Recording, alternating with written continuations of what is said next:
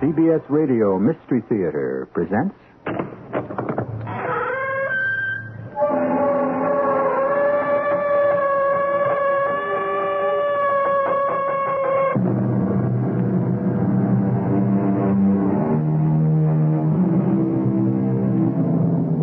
Come in.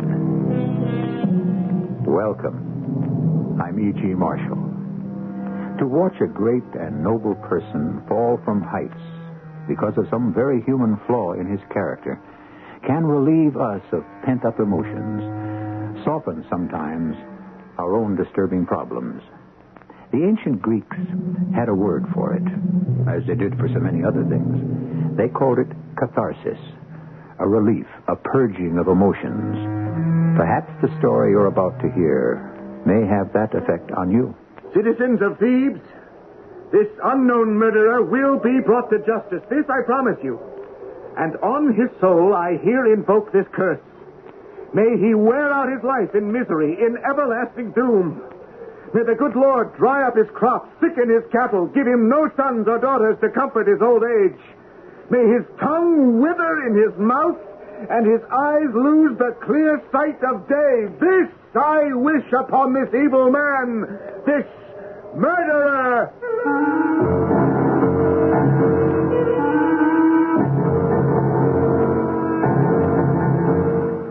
Our mystery drama, So Shall Ye Reap, was adapted from one of the greatest tragedies of all time, Oedipus the King, by the ancient Greek playwright Sophocles. It was especially written for the Mystery Theater by Arnold Moss. It stars Russell Horton and John Beal. It is sponsored in part by Buick Motor Division and True Value Hardware Stores. I'll be back shortly with Act One.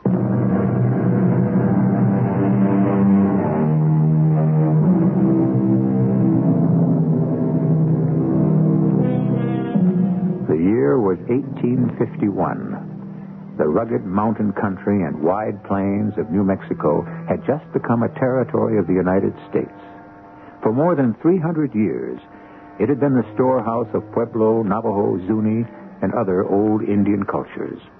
Then the earliest gold-seeking Spaniards came and added their rich legacy to the land. In the grasslands where huge buffalo herds still thunder, Don Edipo Baca, a member of one of New Mexico's first families, is the alcalde, the mayor of the town of Thebes. Don Edipo has summoned his deputy, Don Cristiano, to question him about a matter of the greatest concern to the city. What new developments, if any, are there, Cristiano? We know nothing more today than we knew yesterday. The doctors from the capital, they came? They came. They looked. They helped us not at all, Don Edipo. They had no explanation for what's happening. None. Some things, they said, go far beyond the knowledge of their training, of their medicine. And this is one of them, they told me. And in the town? Enough to break one's heart. Within the marketplace, the people sit, the old ones and the children, with garlands of flowers around their necks and heads. They sit facing the cathedral, praying that this terror will depart. Their prayers, they go unanswered. A blight has fallen on all fruitful plants. A blight is on the cattle of the fields. A blight is on our women, so that they bear no children. And every day, Black Death grows richer, despite the lamentations and the prayers. You must do something, Edipo. The people look to you. The city must be saved from this dread pestilence. You are their strength. If only I could find the means to save it. How many more were there that died today, Don Cristiano? 5. 4 children. 1 old woman. I've sent for doctors. They're useless. I've prayed and lighted candles for some guidance, for a wise word from God, but I hear nothing. I'm helpless. The strange thing is that outside the limits of the town, everything is flourishing. This plague stops at the borders of our city. Goes no further. How do we explain that? And most important, what do we do next? We've tried all else. If you'll permit me to suggest... Yes? Would you allow me to bring you a person who might come up with a solution? What person, Cristiano? Who might that be? You've heard me speak of the old Zuni Indian, Teresio. Teresio, that blind old charlatan. He's a fool. The old man may be blind, but he's no fool. The Zunis are among the oldest tribes in all New Mexico. They know the land better than most. Teresio is the oldest living one among them, more than 100 years, they say. Though blind, he has a reputation for seeing things no other man can see. He may know the cause of this dread pestilence and how to end it. I see it as a waste of time. But call him Cristiano if you must. Yes, let him come.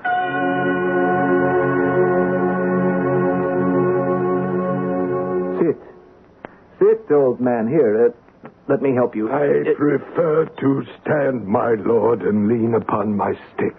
Just as you please. This sickness, this pollution that's descended on our town, it must be driven out. It must be cured. Or our great city will be no more than a dead memory in no time at all. True. The city and its people all will perish. Yes, it can be done. A purifying ritual will do it. What sort of ritual? How shall it be done? Where do we start? At the beginning, my lord Edipo. How? You start by banishing a man from this our city, by seeing that a murder is brought to justice, perhaps by even shedding blood for blood. Who is this man you would banish? My lord, before you were the mayor of this city, long before, there was another man who was its leader, a great man all the people loved. His name was Don Luis. Don Luis Chaco? The very same. Luis, who was the husband of my present wife, Yocasta. But he was killed 20 years ago, on a dark night, somewhere in the desert. A place called Tres Caminos, a place where 3 roads met some 20 years ago. I've heard the story many times. That night, as he rode home from an unspoken mission, he was pounced upon by an unknown assailant, probably drunk, on his way back from a fandango or some other kind of party. A struggle must have followed. Don Luis was killed. The murderer escaped. Come, old man. What has this to do with what we called you for? Since that black night, this murder of Luis, your wife's first husband, remains a mystery, unsolved. And you suggest... Search for Luis's murderer, make him admit his crime, bring him to justice, and when you do, this plague, this dreaded epidemic, will be ended. That's your solution? Yes, good Lord Edipo. Edipo, no! What is that? Payment for your advice. Now, go. You toss your silver coins at me. I would not deign to stoop and pick them up even if I had eyes to see them. Then let them lie just where they are, you dreaming windbag. You and your weird riddles, you're an old fool. You know nothing. Edipo, don't speak to him that way. So you may think, Don Edipo. The people of Thebes think otherwise. Just one last word. My eyes can't see, but yours, Don Edipo, are blinder still.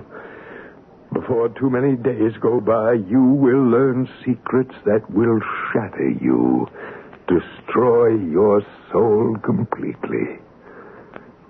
With your permission, lords, I take my leave.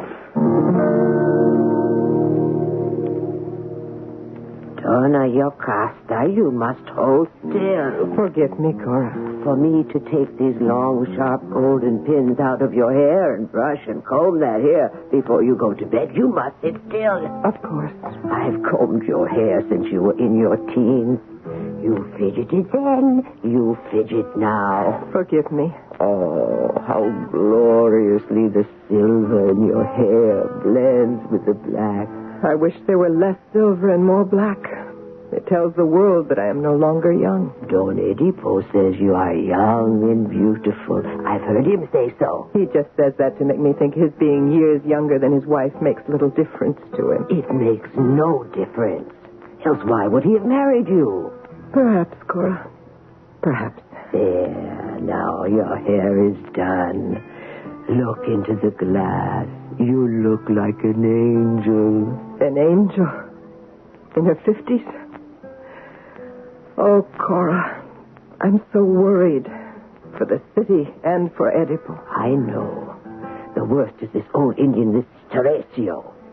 Teresio? The blind old Zuni. These evil rumors that he's spreading, that Don Edipo's refused to put a stop to the mysterious plague, that it would be ended if he wanted it to end. But that's not true. We know it's not. But the people of the city are not convinced. And old Teresio's respected by the people. Forgive me, ladies, I heard what you were saying. It's true. The old man stirring trouble. Why do you let him? With your permission, I will leave you both. Why? Because I have no means to stop him, that's why.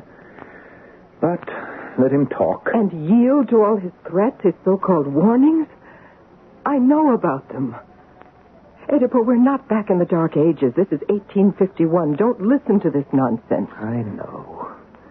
The murder of Luis so many years ago is a case long closed. The police have given up. The murderer just disappeared into thin air. That is that. And yet, Yocasta, there may be something Shut else. your ears to these absurdities. Edipo, there's something you should know. When I was married to Luis, an old fool like this one came one day, performed some silly ritual, and predicted that the time would come.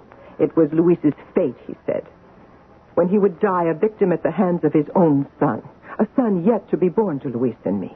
Why do you speak of this now? Because Luis heeded all this rubbish, just as you do with this Teresio.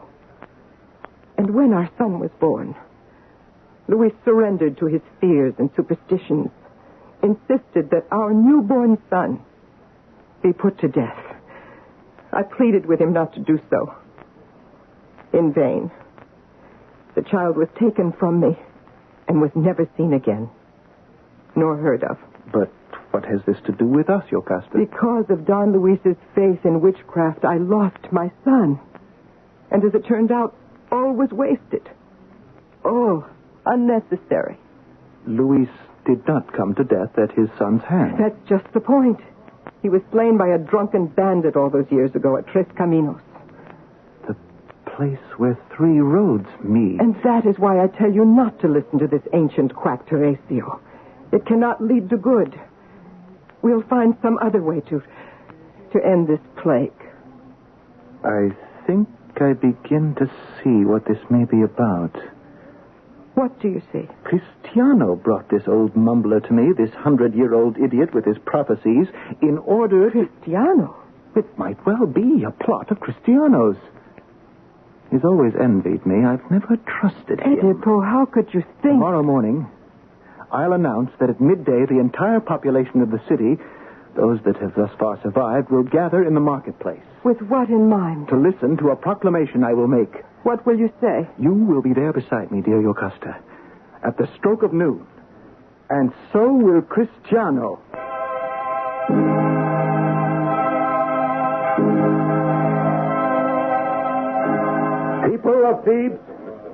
People of Thebes, if you will hear my words, I beg you listen. Here, with my wife beside me, and my deputy, Cristiano, I tell you, Teresio is right. A good man died, a man you chose to lead you. I felt for him as I feel now, as if he were my own father. Nothing will be left undone to find his murderer. Though many years have passed, I promise you, and when he's found, he will be brought to justice. People of Thebes, God will decide if we're to prosper or remain in sorrow. Edipo, you've done a very foolish thing. Why? No harm can come from what I've said, and who can tell? It might even bring us untold good. Am I right, Cristiano? Let us hope so, Edipo. Let us hope you will have nothing to regret.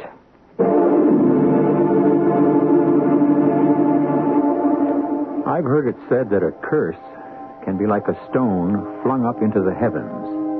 It doesn't stay there, as we all know. And when it returns, there is the possibility then it can fall back on the head of the one who threw it.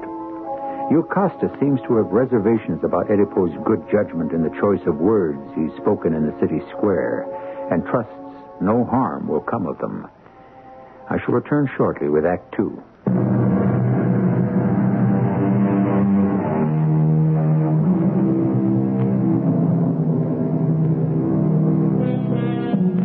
A prophet is not without honor, save in his own country and in his own house.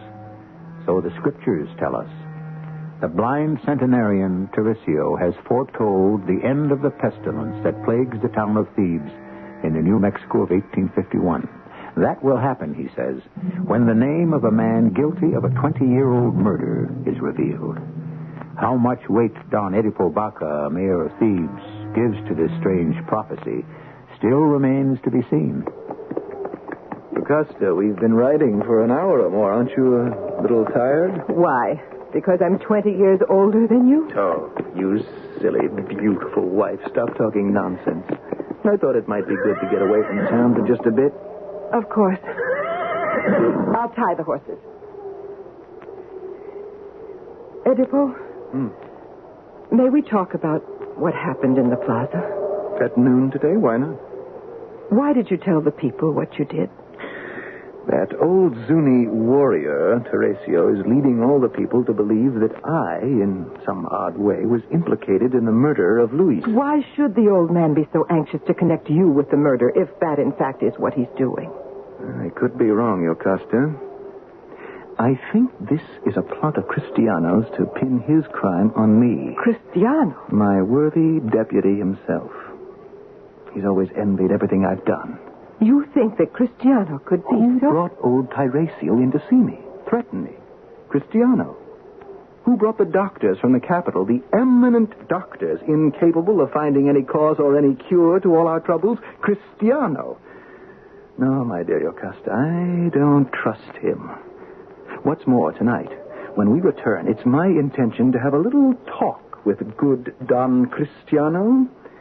Just the two of us.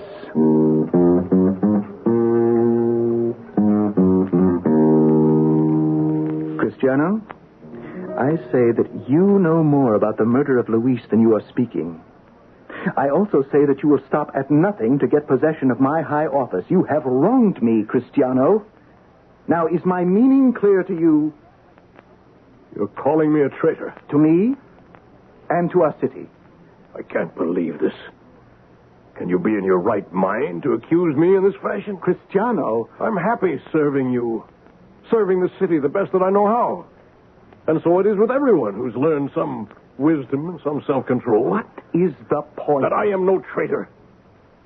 If you discover that I have laid a plot of any kind against you, not only will I then resign my present office, I will leave my native Thebes forever under my own power. To throw away an old and honest friend, as you are doing, is to throw your life away. Cristiano, I have listened to you, and yet you convince me not one single bit. So what would you like to do? Banish me from Thebes? Proclaim to everyone that I've betrayed you? Or end this double game you play forever. Put down that pistol, Oedipo. You've lost your mind. Put it down. I beg you. It's I who rule in Thebes. You never will. Please put away that... Oh, here you two are. And quarreling? Are you not ashamed to take the time to speak whatever private grief you have when our poor city's dying bit by bit? The contagion of death spreads by the hour and you two argue? Please, leave, Cristiano. It's late. Go to your bed. And you too, Oedipo. I'll go. But with one last word. Oedipo, if I've been guilty of one iota of the charges you've made, I call upon the heavens to curse me and to take away my life this very moment. I bid you both good night.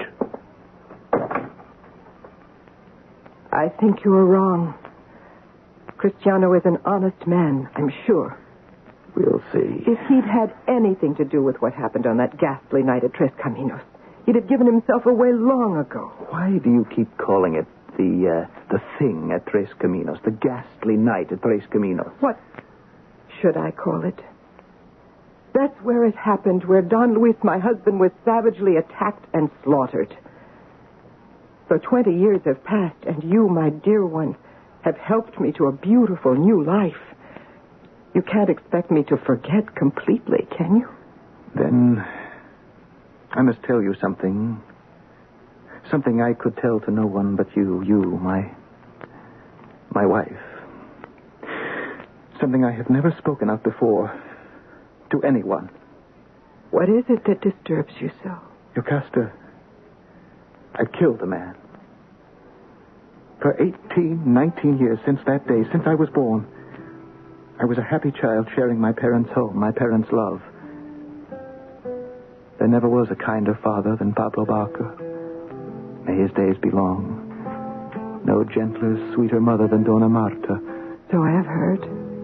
One night at dinner, it was the night of Christmas, some guest who drunk more wine than he could handle cast doubts upon the legitimacy of my birth, called me an unspeakable name, all as he supposed in jest. Though furious, I held my temper, let it pass. But that night, I had a dream. An ugly, torturing dream. That I was doomed to be the murderer of my own father. That, and something else. And what was that? Oh, it was so terrible, I still can't find the tongue to speak it. Especially to you, my wife. Oh, my poor Edipo. I waked up from my dream that night, screaming, drenched in my own sweat. I dressed, mounted my pony, and fled, not knowing to what place I was headed. I rode for hours, so I think, anywhere, to get away from my dream, from what I thought I might be fated for. Then, suddenly, on this darkest night, I came upon a man who challenged me the right of way. Drunk with my fear, emboldened by my youth, I struck this man who pushed me, drew my pistol... And you shot him? Killed him on the spot. And as I rode away, I saw the signpost that identified the place, and what it read was Tres Caminos, the place where 3 roads meet. Oh, my dearest Edipo. Oh, my darling. For the first time, I understand why you're always so upset at mention of that place. What you did there was an enormous sin, taking a man's life. May God forgive you. But the fact that you have killed a man and that my first husband lost his life at the same place is no more than a most unhappy fate. What do you call it? A coincidence. One thing has no connection with the other. That's what I've always told myself. Besides, your dream was meaningless. Your father, Pablo, is alive and well. As for the other thing, whatever it may be, the thing you dreamed of, you must forget. To wound yourself with shapeless images that have no basis in reality, that makes no sense. You're right, of course. Now, get some rest.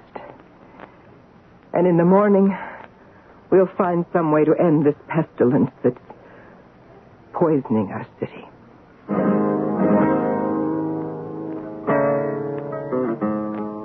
Another cup of chocolate, Senor Alcalde? No, thank you, Cora. I've had enough. You've finished with your breakfast then, Senor? Almost. Then I must tell you, that blind old man's outside again. Demands to see you. Teresio. Since break of dawn, he's been waiting at our gates. Please show him in. I can think of better ways to start a morning. My lord, I had to see you. Come in, old man. With what new anger have you come to punish me? My great-grandson, Jose, a little boy of 5, he died this morning in my arms, choking for more breath. Oh. My heart is heavy for your sorrow. This plague that curses our good city must be ended once and for all. Just tell me how. With sorcery like yours, with incantations? I've planted prayer sticks up on top of Thunder Mountain, where Zunis go in times of trouble. I have pleaded with the spirits, but they close their ears to me. Now it is up to you, Don Edipo. Jose's death is on your head. You listen to me, my ancient one. Even if I believe that naming the assassin of Luis could dissipate this death that settled on our city, I have not the slightest clue to his identity. Where, after 20 years, does one begin? He may be dead by now. I know that he is alive. This murderer, he is here among us. Here, in Thebes? In Thebes. Where is he, then? Give me his name, Teresio. It were better if the man came forth of his own free will, confessed his crime from his own heart. If you know this wretch's name and you refuse to speak it, you're as guilty of prolonging this curse upon our city as you say I am. Not quite. Here, I turn you round. Here is the door you entered by. Here is the door from which you will depart. Leave. Out of my house at once. Before I go, I put this in your hand. What is it? A small memento of a time long past, a little amulet of turquoise. I found it once upon a mountaintop. I have still one more gift for you. I go to get it. I'll return. Till soon. I wish you a good morning, Lord. I'm sorry. I had no way of knowing you were at the door. Good morning to you, old woman. I came to get your breakfast dishes. Yes, take them. Old woman, indeed. Is he still threatening you, Don Edipo? I don't pay him all that much attention. Don Edipo? If I may ask, what is that you're holding in your hand? Oh, he gave it to me. May I see it? Yes, it's a protective charm of some sort. The Zunis use it as a means to ward off evil. You've seen this sort of thing before, I'm sure. Here, take it. Oh, no. Oh, no, this cannot be. Oh, Edipo, unhappy Edipo. What is it? Cora, tell me, what's wrong? It looks identical to one I held here in my hand some 40 years ago. This string of beads. There just could not be two of them. Did he say where he got it? He didn't, but when he returns, I'll ask him. I'm not really sure. I want to know. Why not? There are some questions that should never have an answer. This, Don Edipo, may be one of them. What questions are there that can or should not have an answer? Oftentimes, in the words of William Shakespeare, the instruments of darkness tell us truths to betray us in deepest consequence. Some dark and secret truth seems to be hidden in a little string of beads. What fears are there that those beads generate? And why does Cora hesitate to speak? I'll be back shortly with Act 3.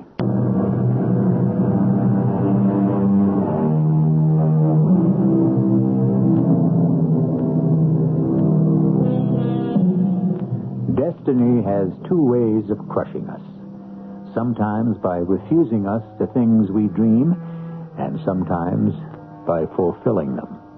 Edipo Baca has been pursued all his adult life by a terrifying dream he wants desperately not to come true. As he handles a string of curious Indian beads, he fights against believing that a man's destiny is never in the hands of the man himself. It's no more than a string of sky blue-colored beads. Why should it upset you so, Yocasta? Because I had one like it once. But there must be dozens like this one. No, Oedipo. I'd not forget it. Please believe me. And if it were the one that you had 40 years ago, you should be overjoyed to find it once again. Maybe. And maybe not. Enter. Signor Alcalde. Senor, with your permission. What is it, Cora? Why are you in tears? I bring heartbreaking news for you, my lord. What news? A messenger arrived from what was once home for you. The news is... Speak, Cora, what is it? Your father, my dear lord, is in his grave. This, you say? Don Pablo Baca, your dear father, he is dead. By treachery or by sickness? How? The messenger, he said small things will send old bodies to their sleep. He died of sickness, then? And of old age. The long years he had measured. Sickness. Sickness. Oh. Oedipo, why do you laugh? I can't believe it. The prophecy, the evil dream that I once had. The dream that has been filling me with fear all my grown life was meaningless. What dream? That I would kill my father.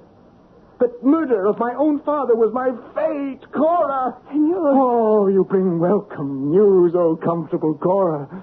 My father is dead, hidden deep in the earth of natural causes. And that other portion of the dream? The part you would not speak of? Oh, it will prove as worthless. Oh, I rejoice to hear your news, dear Cora. Don Oedipo. Yes. On top of everything, Teresio's back again. Oh, let the old goat come in. I have no fear of him or any man. This way, old man. Here, let me lead you. My good Lord, I've brought you this, just as I promised. What is it? A little gift. It goes with the blue amulet I gave your husband.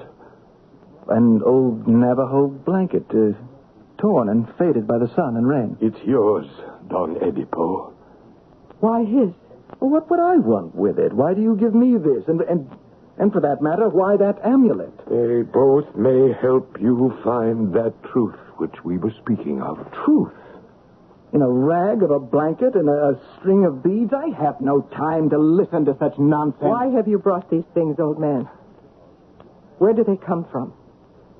Some 40 years ago, walking atop Mount Lagrimas, I came upon a newborn infant, 3 or 4 days old, abandoned by its parents, wrapped in a Navajo blanket, this blanket. The child was close to death, too weak even to cry. This blanket? I picked up the child, carried it in my arms to the hacienda of Don Pablo and of Dona Marta. They were childless. They'd befriended me. They kept the baby, raised it as if it were their very own. Oh, no. Don Pablo. Dona Marta. My parents did this? They did. A fascinating tale. And this is your truth? It is. What has this story got to do with me? Or, if you please, with the murder of Luis at Tres Caminos? Don Oedipo, you were that infant wrapped in this very blanket. The turquoise amulet was around your neck. No, that cannot be. Pablo and Marta were never your true parents. You horrible old man. Who then were my parents? Tell me that. No! Cora? No! Be still. Say nothing. What is it? Cora. Cora, help me to my room. Yes, senor. Oh, Oedipo, God give you help. God keep you from the knowledge that will bring unending grief and tear your soul into 1,000 pieces.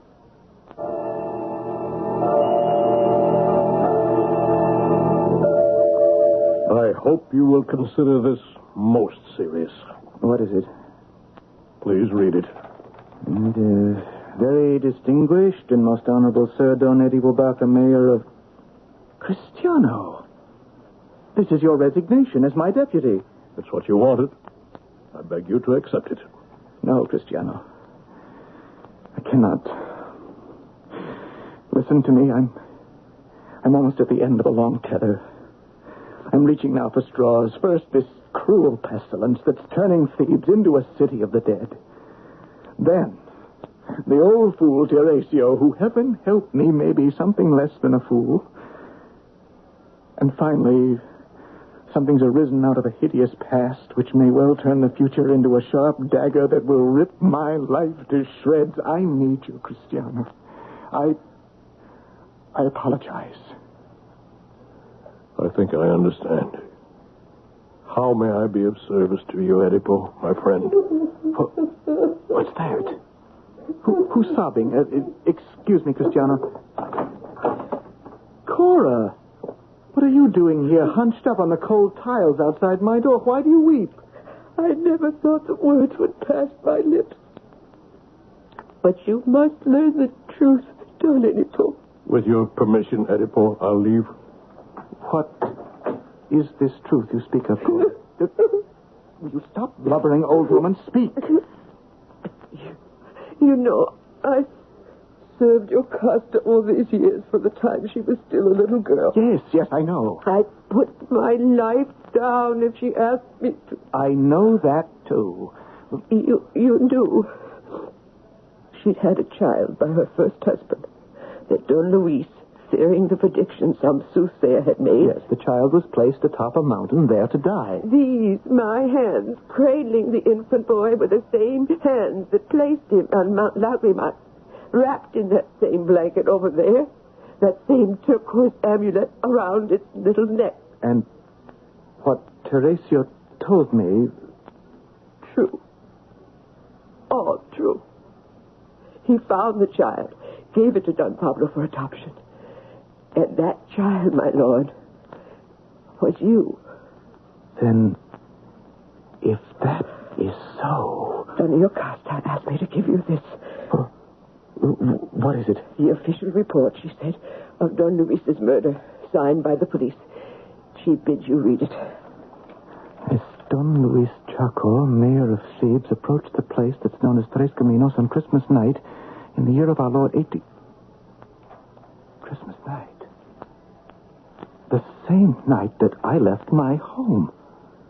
The night I dreamed that I would kill my father. The night I killed a man at Tres Caminos. That man was my father.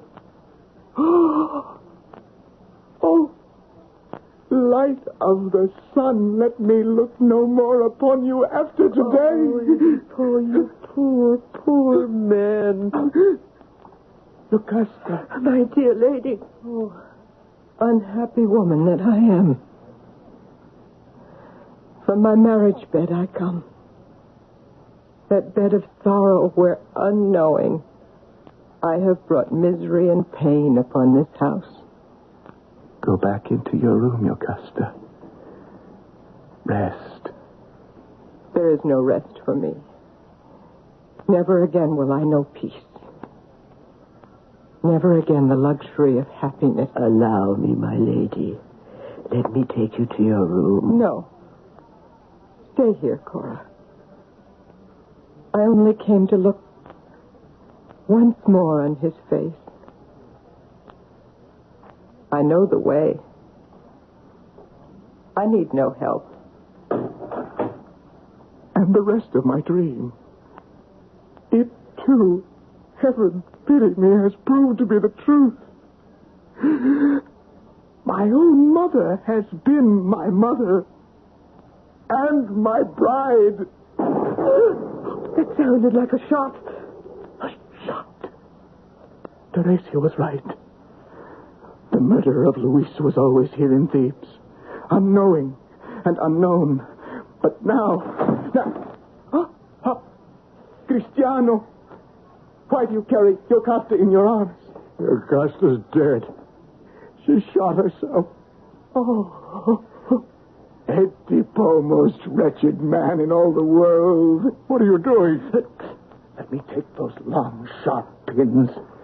with which Jocasta you would bind your hair in place. No, Oedipo. No, let the The curse of God is on you, Oedipo.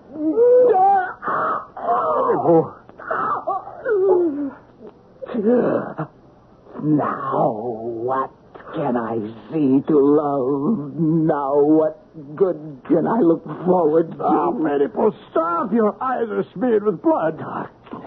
Darkness, horror of darkness. I was blind when I could see. Madness and stabbing pain and memory of evil deeds I've done. He's put out his eyes. Go, Cora. Quickly, bring some help. Stay here, both of you. I am beyond all help. Let me go away. I, whom God despises above all men on earth.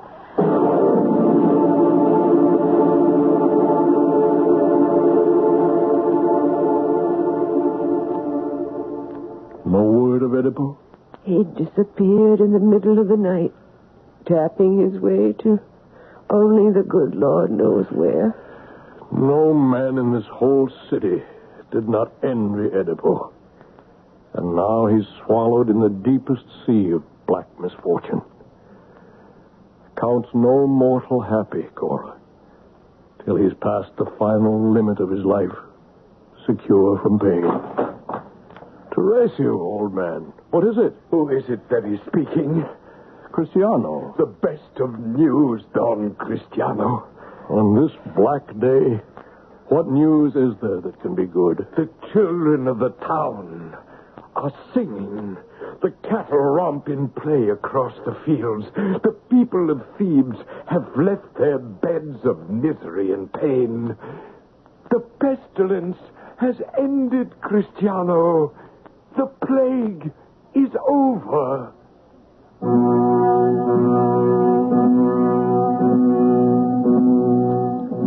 There are those who believe that the strings of the puppets that all men and women are manipulated by unseen hands above us. Do what we will, we are no more than wooden instruments that dangle from our cords, held by the master puppeteer called Fate. I'll return shortly.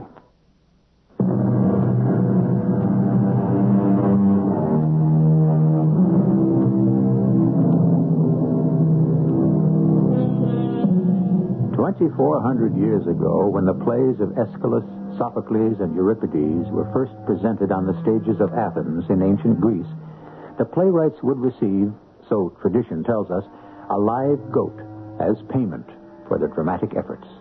The word in ancient Greek for goat was tragos.